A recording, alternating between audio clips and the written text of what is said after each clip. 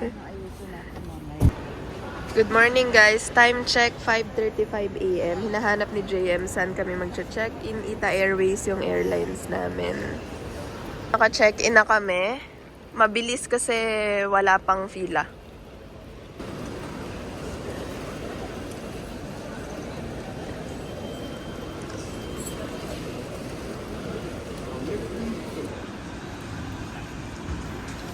Duty-free area. Breakfast is a must. Mamimiss ko kayo, Cornetti. Tapos na ako umorder.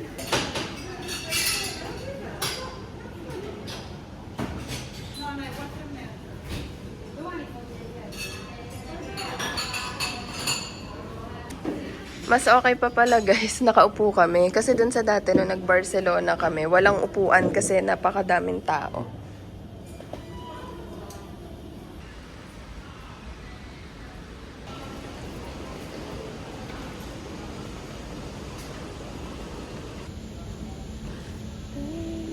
Pwede pala namin dalhin bagahe, yung maleta, hand carry, maximum 8 kilos. Tas isang backpack na kasya sa ilalim ng upuan namin.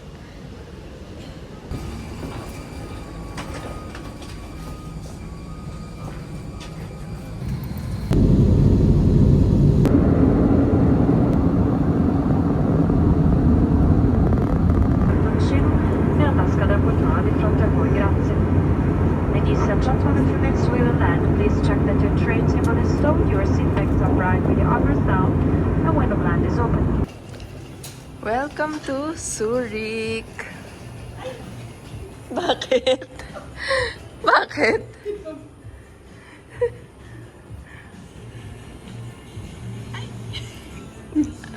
Guys, hinahanap namin yung tram. Actually, with train, 10 minutes lang from airport to city. Pero mas gusto namin tram, 30 minutes para makita namin yung view habang biyahe. Ayan no, tram. Tram 10. Ito na. Aray ko.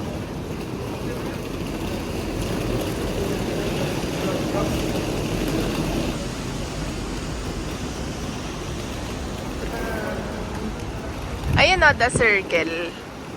Guys, pabalik, papasok kami dyan. Malaking mall yan. Katabi mismo ng airport. Nakabili na kaming ticket. Yung 30 minutes na biyahe lang is, 3 euro. So, ito yung airport. Tapos, ito agad yung sakayan ng tram. Kaya, hindi mawawala. Ayan, no, number 10, tram 10, papunta daw city center.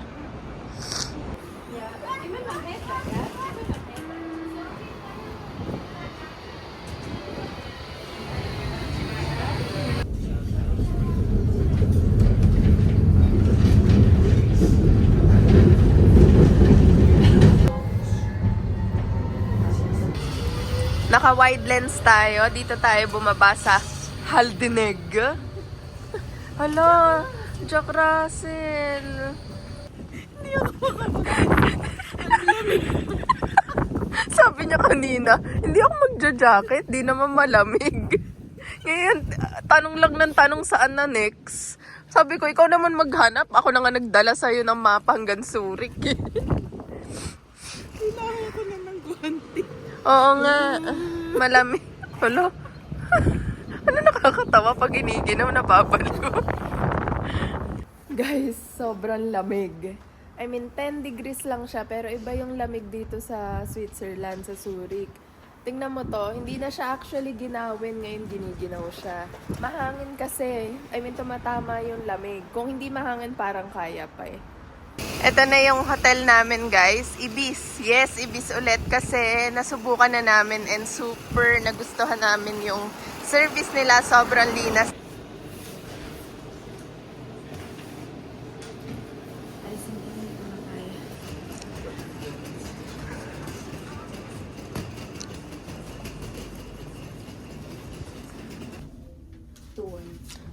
1 p.m. pwede na mag-check-in. 3 p.m. pa dapat.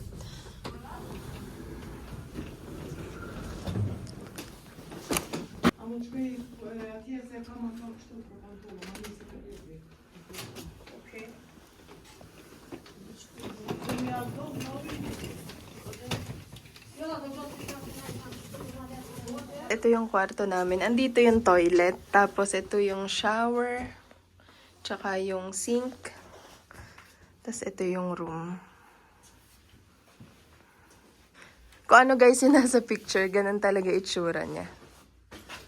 Carpeted siya. Tapos yun yung view. Ito yung view. Ah, harap mismo. Andito yung pinto eh. Ito yung view niya. Entrance mismo ng hotel dun sa baba. Sinabit ko na yung jacket ko. Halimbawa, maliligo yung isa, pwedeng itakip tong curtain. Hanggang dun siya. Tapos yung toilet, pakita natin gaano ka. Ayan. Ito guys, yung towels. Tapos, ito yung blower. Guys, time check, 1:22 p.m. Binuksan muna namin kasi yung heater ang lakas pagpasok para pumasok yung lamig. Magpapahinga muna kami, 2 p.m. aalis kami. Ang sakit na kasi ng likod namin sa backpack and maleta. Kaya 30 minutes na pahinga, okay na yun. Smart TV pala siya. May YouTube kanina. Wait, sineset up pa ni JM. Ayun, may, Netflix at available. Pero may YouTube. Hindi kasi lahat ng hotel smart TV na may YouTube. Pangatlong ibis na namin to. Ngayon lang meron.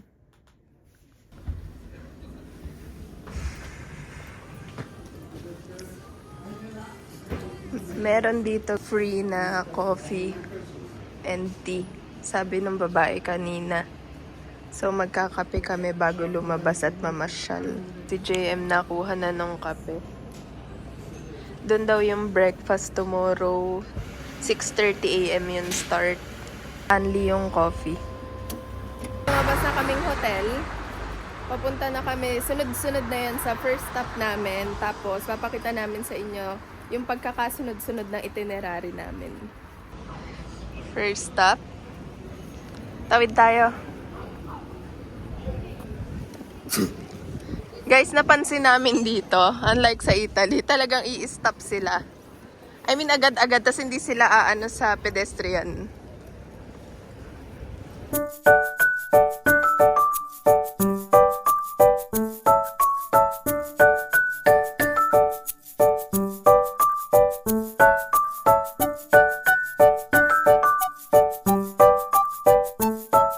Yun yung inakyat namin.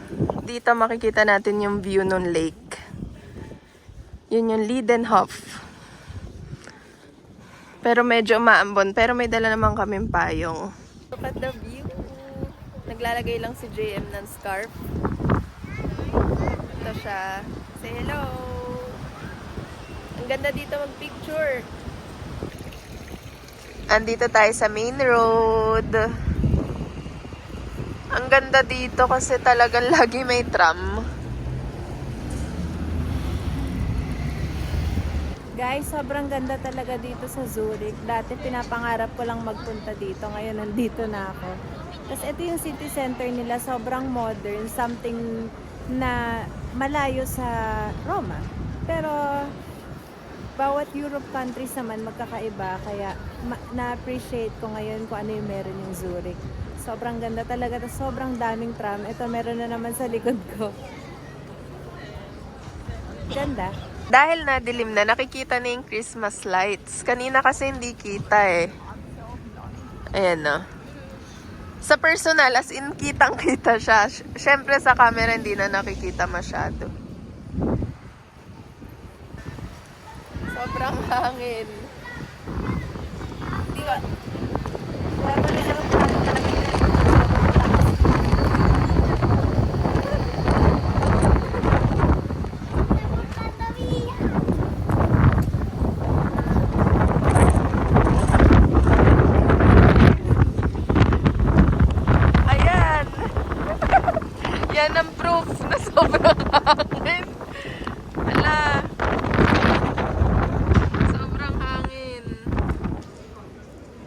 Super lamig talaga, 11 degrees lang pero sinisipon na ako sa lamig. Sobrang hangin din kasi tignan niyo yung outfit ni Jen. Yan ang dapat na outfit. Parang mag-i-snow.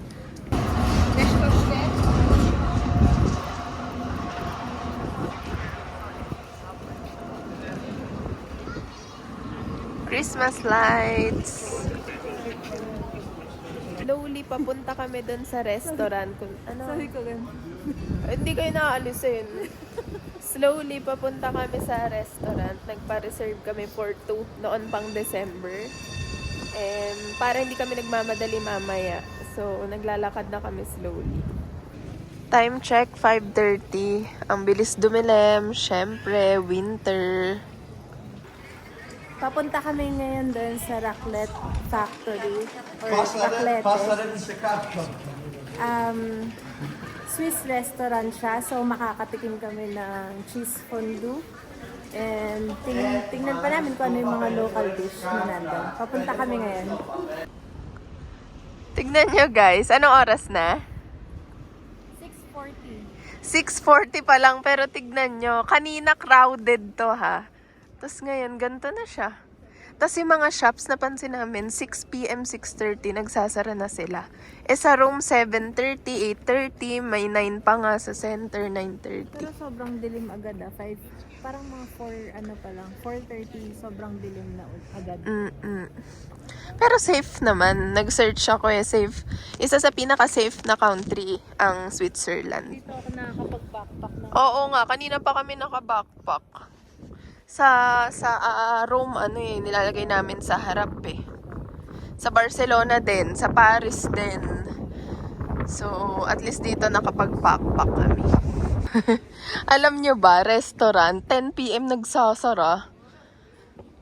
'Di ba? Sa Italy, minsan 1 a.m. pa nga.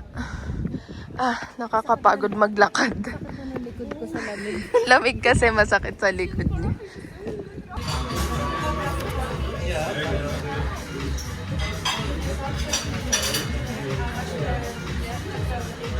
Small one? Yeah. Okay. So, I'm going to take this one with bacon. Okay, I just take it. ABM na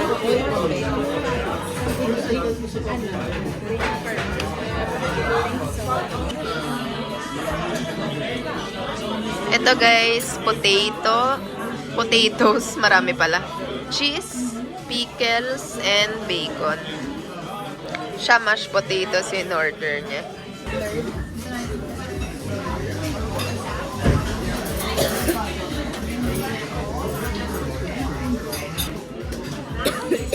Sobrang nakakabusog. Akala ko nung una bitin, pero nakakabusog. Ito hindi ko na talaga kaya, pero 10/10 masarap.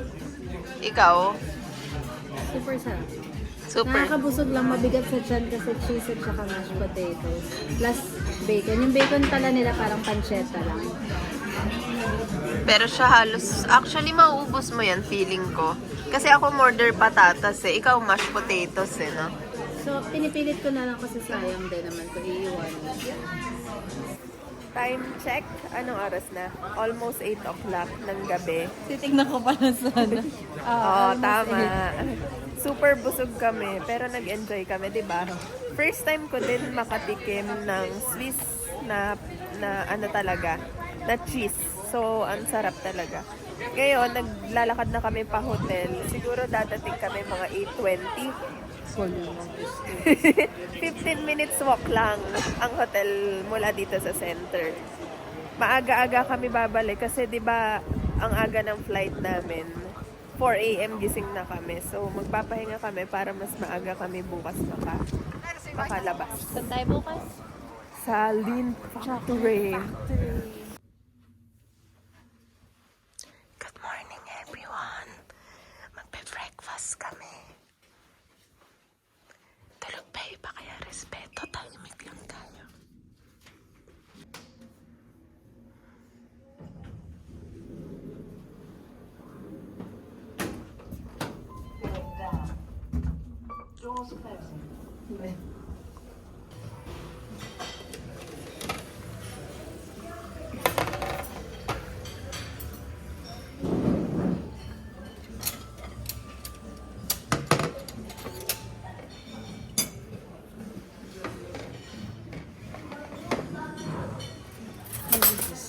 No, hindi. Hindi ako pwedeng juice sa umaga.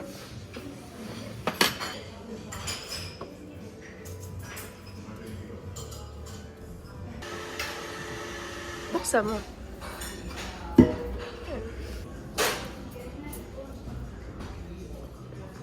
Kinuha ko espresso. Yung coffee, normal coffee lang. Hindi ako yung may gatas sa umaga kasi baka no sure malamig na gatas yung hinalo nila. Tapos egg sausage, ibibigay ko kay JM to kasi hindi siya mainit. Tapos tinapay lang tsaka croissant. Ito naman sa akin, yung sausage kinagatang ko. Ham, turkey, pork, at saka salami. And then, ito, I'm not sure kung ano tong potato. Parang mukhang hash brown. And then, kumuha din ako ng mga cornetti at saka, butter. And then, ito pala akin, cappuccino. And yogurt.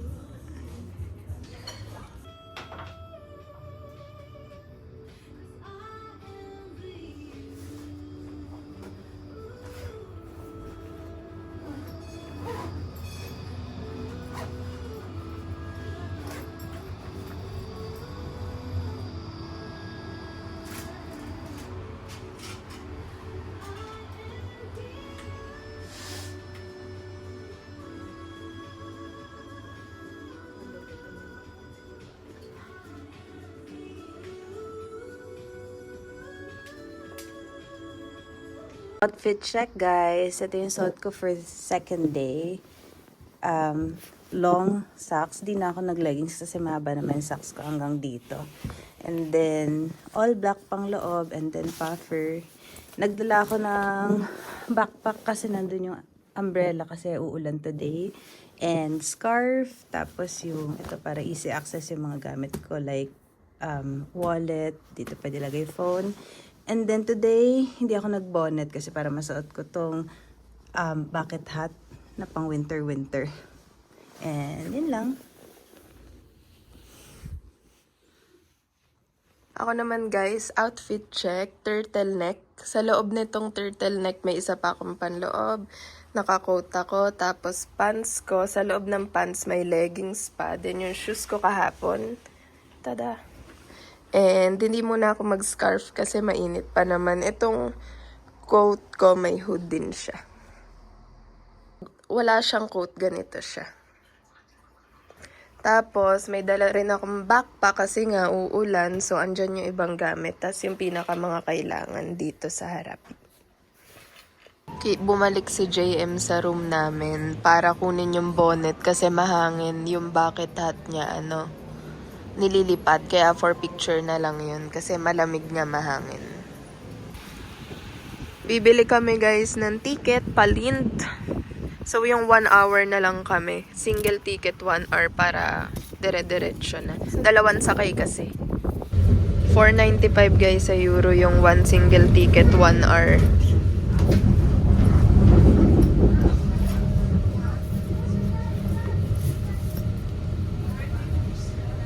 Dito kita daw yung mas malinaw kasi mata niya yung mountains na puro snow doon. Kaya malamig. Hindi na, ayun, sabi niya. Yan guys, kita yung snow sa bundok. Ooh.